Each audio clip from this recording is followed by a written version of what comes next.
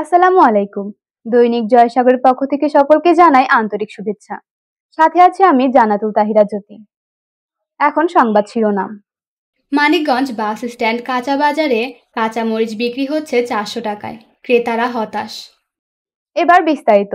মানিকগঞ্জ প্রতিনিধি আজহার হোসেনের প্রতিবেদনে। টানা কয়েকদিনের বৃষ্টিতে মানিকগঞ্জ বাস স্ট্যান্ড কাঁচা বাজারে বেড়েছে সব ধরনের সবজির দাম। সবচেয়ে বেশি বেড়েছে কাঁচা মরিচের দাম। ক্রেতারা বলছেন কাঁচা মরিচ এক লাফে 3 গুণ বেড়ে বিক্রি হচ্ছে 400 টাকা কেজিতে, যা আগে ছিল 100 থেকে 120 টাকা।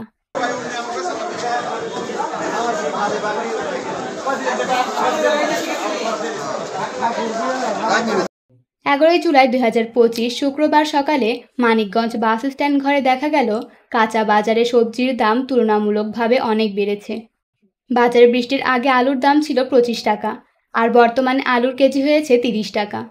যেমন পটল 60, ঢেঁড়স 60, কাঁকরোল 70, বেগুন 60, করলা 70, চিচিঙ্গা 60, টমেটো 120, শসা 60, পেঁয়াজের দাম বেড়েছে 55 টাকা। সব সবজির দাম বৃষ্টির অজুহাতে 5 থেকে 10 টাকা বেড়েছে। রুই মাছ 300 টাকা কেজি থেকে 400 টাকা, পাঙ্গাস মাছ 180 থেকে 200 টাকা, ইলিশ মাছ ছোট 800 টাকা, মিডিয়াম 1700 থেকে 1800 কেজি দরে বিক্রি হচ্ছে।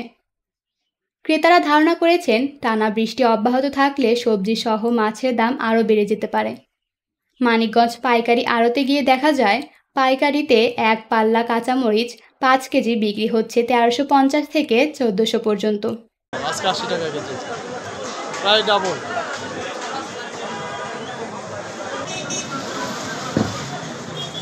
কাঁচামরিচ 80 টাকা পর, অর্থাৎ প্রতি কেজির দাম 270 থেকে 280 টাকা, আর খুচরা বাজারে বিক্রি হচ্ছে 400 টাকা কেজি। আড়তদাররা জানান টানা বৃষ্টির কারণে মানিকগঞ্জের মরিচ ক্ষেত থেকে মরিচ তুলতে পারছেন না কৃষকেরা। ক্ষেতেই নষ্ট হচ্ছে মরিচ। এছাড়া অন্য জেলার মরিচও মোকামে কম আসছে। সরবরাহ কমে যাওয়ার দামটা বেড়েছে। সবাই সুস্থ থাকবেন, ভালো থাকবেন। দৈনিক জয়সাগরের সাথে থাকবেন। আল্লাহ হাফেজ।